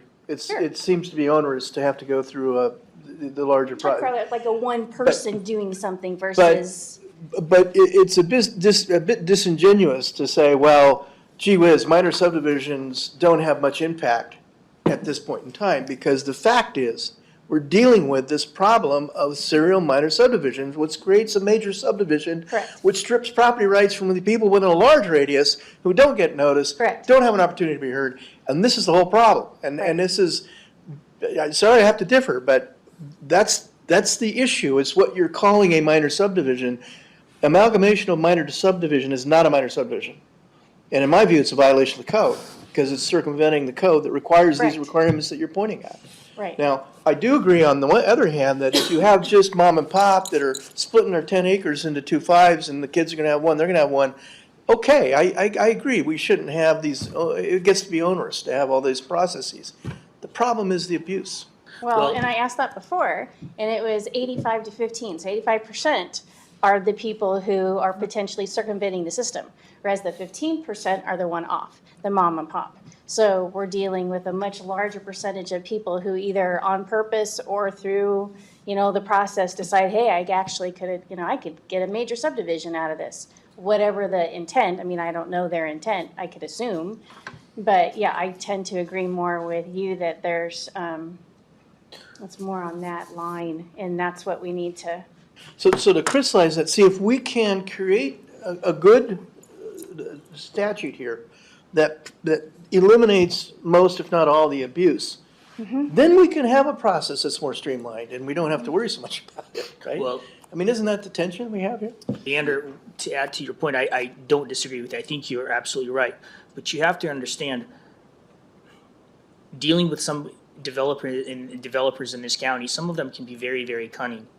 If you were to require serial minor subdivisions to go through a public hearing, and I know you're making a distinction between mom and pops that are in the middle of nowhere, one parcel being split into 2 lots versus several minors. If you require those to go through a public hearing process, as a developer, one may argue that, okay, I'm gonna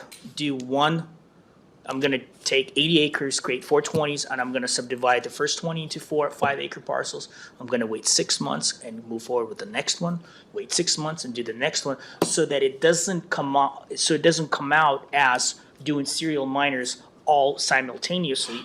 They're gonna be creative to make it seem like it's a mom and pop. If you force the issue of having a serial minor subdivision, several serial minors going through a public hearing process, there has to be a way where we deter people from creating loopholes. Well, And if you're making a distinction between right? serial minors and mom and pops, that is gonna be one of the things that people are gonna do, is they're not gonna run them concurrently like they have in the past. They're gonna take their time to run them under the radar. That's just my experience personally. But isn't that being addressed here? Isn't that what you're addressing here with the number of parcels? He's addressing that strictly with the lot size, which would minimize the density going from 4 in a 20 to 2 in a 20. What you're talking about is creating a public hearing process to divert people from doing serial minors to doing a major subdivision. Well, I'm saying more than that. I think we'd have deterrent language saying that that's improper, you can't do it. That's my point of the deterrent language. And number two, you're darn right, if they're gonna come in and start doing 6 months, this, well, then they gotta go through the major subdivision process. And I get we're gonna get pushback, and I get people rob banks, but we still have laws that say you can't rob a bank. That's the point.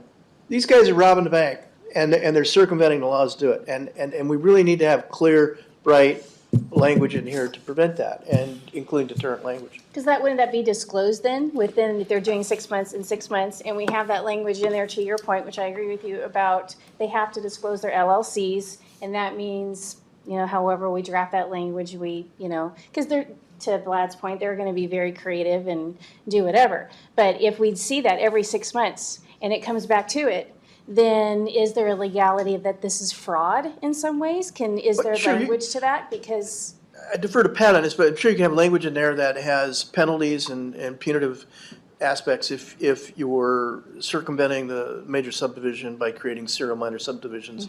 I mean, you can craft something like that, and that's what I'm suggesting, is to yeah, deter. that's the extra deterrent. It makes it clear. Although I will say fraud is awfully hard to prove. What's that, Pat? Fraud I is said hard to prove. Fraud can be very hard to prove. Yeah, not necessarily fraud. You just, you can create language that I think that calls out that type of behavior of creating serial minor subdivisions. So I think, again, yeah, if we're looking to deter people from going through these serial minors, then the 85% of the minor subdivisions that we're processing, we're now bringing them through a process that we didn't find a problem with in the first place. So we're adding a lot of process I understand, yeah. to those people, which is an attempt to fix the problem that we're actually trying to fix. Can I review those stats? 85% is what? So I'd say 85% of the minor subdivisions that we process are not serial minors. Okay, like I had it backwards. I noticed that you, in number 2, under stipulations, you have plat restrictions would be required on the face of subdivision plat to inform future property owners that a major subdivision will be required should they desire to further subdivide. I think that maybe this is an opportunity to add other types of plat restrictions on the plats. And I guess the example I have is at my own subdivision. We have a subdivision of 25 properties, some 10 acre, some 5 acre. And some of the 10-acre property owners have now say they want to subdivide their 10 acres into 2 5 acres. Well, the only way they can do it is to have one stacked on the other against a public road. So they're going to have to build a private road across the first 5 acres to get to the back 5 acres. Now, the other stipulation that some of these people are saying is, you guys manage the public water system as an HOA, and we demand that you let us hook up to your public water system for the new 5 acre parcel. And I said, we will not allow that. So what I did was I got a hold of the county and we put it right on the plat for that subdivision that the public water system won't provide more than 25 connections to the public water system. So that will require any new 5 acre parcels to drill their own well. But we put it on the plat. You did it for me so that everybody's warned up front. So I think there's I don't know how you feel about this, but there may be other restrictions when someone comes in to especially divide a 10 acre parcel to 2 5s that might disrupt and you gotta replat the subdivision when you do that, when you cut 10 acre properties into 5s. So then that has to have a whole new plat, for the subdivision. And then if it's written on the existing plat, some of these restrictions to that kind of behavior, that helps a new person that thinks they can, subdivide. Just a At least puts them suggestion. on notice, right? Yeah. But we are talking about putting the plat restriction. Yeah, right, so Yeah. that comes into the stipulation section, and the idea that if these free splits or these large lot exemption divisions are interested in being further subdivided, then there are limitations or there's expectations with those applications. So for number. One of you guys' requirements too is that before you would give somebody a building permit on the new 5-acre parcel, they have to show that they have water, don't they, or something like that? Isn't there? If it's part of a new subdivision, yes, that's Yeah. part of the requirements. Okay, Right. so then that would be another restriction. That a person coming in, say a new person moving into the community, this guy's divided it into 2 5-acre lots and there's no water on the, excuse me, the lot that they got for sale. You know, you see what I'm saying? Because this whole thing that we're doing has the potential to hurt property owners in some ways. It does, you know, it does. So we need to try to protect them as best we can and still implement what we want to do, is what I'm getting at, so. Currently, you don't have access to water to do minor subdivision, So the purpose of subdividing is to essentially demonstrate that each newly created lot has reasonable utility and livability.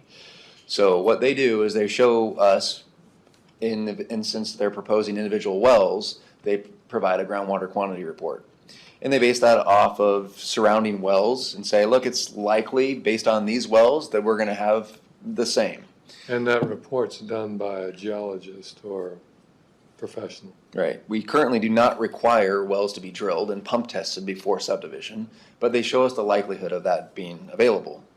And so if it's to be served by a water district, though, they get a will serve letter from that particular water district.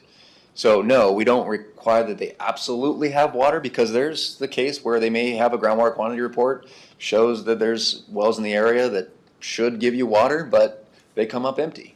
Yeah. It's not a guarantee, but it's a reasonable demonstration that these parcels are, livable and usable. Some kind of language like that would protect this new person coming into the community that wants to buy this 5-acre lot. I mean, if the water district won't let them hook up to it, then, but if they can show that, there's 15 wells in the area into the aquifer, they can drill a well and be okay, you guys can make approval of that, so type of thing. Just one other thing, one of the subdivisions in my area out there, the 10-acre property owners are subdividing them like crazy, and you know what the water district did? They just drilled their 3rd well. They're gonna let them hook up. But they had to drill a 3rd well to produce enough quantity to serve all these new properties, from the 10s being subdivided into the 5s. Mm-hmm. So based on our input, our conversation, do you think you need to revise what you have given us here, or? Well, there is the addition of section E where we can craft some maybe other ideas about deterrence for future shell corporations and things like that. But You were gonna ghostwrite that for us, right? No, I like making Pat. I've been trying to do that for 2 years. I'll work on it with this Pat if you want, but I don't want to be the sole author. I'll be the. No, I could definitely use the help. And so that would be, so when we meet next, then that is something that we can approve or disapprove? Is that, I'm just trying to keep things moving forward. Oh, Yeah. We need to move forward, because they're getting deluged. Yeah. You still appreciate get it, yeah. all kinds of minor subdivisions. So the Addition stipulation, of that, yeah, go ahead, sorry. with the addition of that provision, do we all understand what's on this page going forward? And are you comfortable Are we with it? comfortable with that? I think so. And I also want to compliment you, because I can see that this was a lot of work and a lot of thought went into this. So bravo you, yes. Certainly, it But was a bravissimo. team. We worked with the planning commission in a subcommittee, and staff has been helpful in this whole thing, so, thank you though. So you had one other issue that was pretty immediate that you wanted to cover? I think that's gonna take at least a half hour to kind of unpack.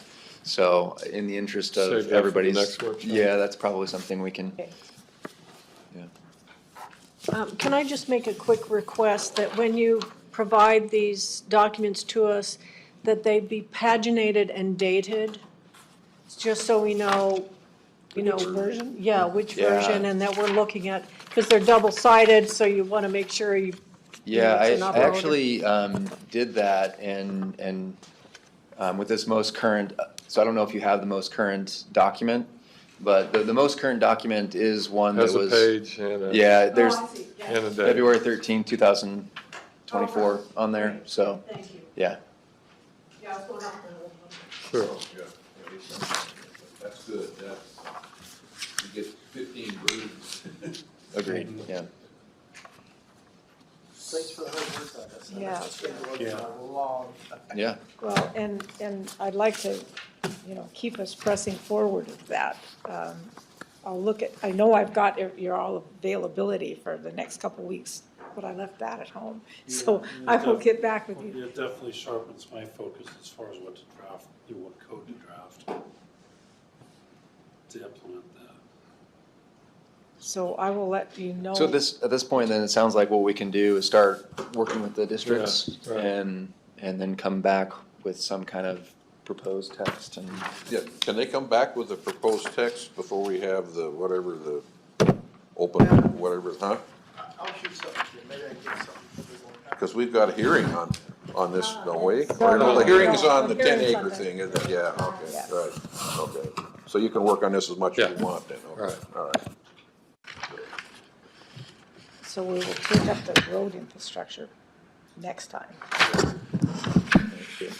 Yeah, and Madam Chair, if it's okay, I'd like to invite the engineers that have been working on that issue to this meeting so they can present to you directly their own thinking. I have two reasons for wanting to do that. One is they have asked, but two, it's often useful, we might come up with a springboard of ideas based on what they come up with.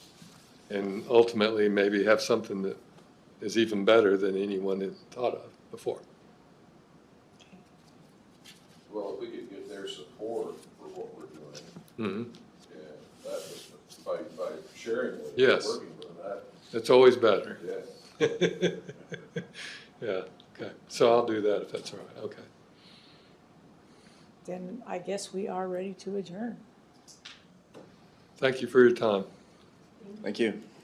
Well, if we have a public hearing, and may have to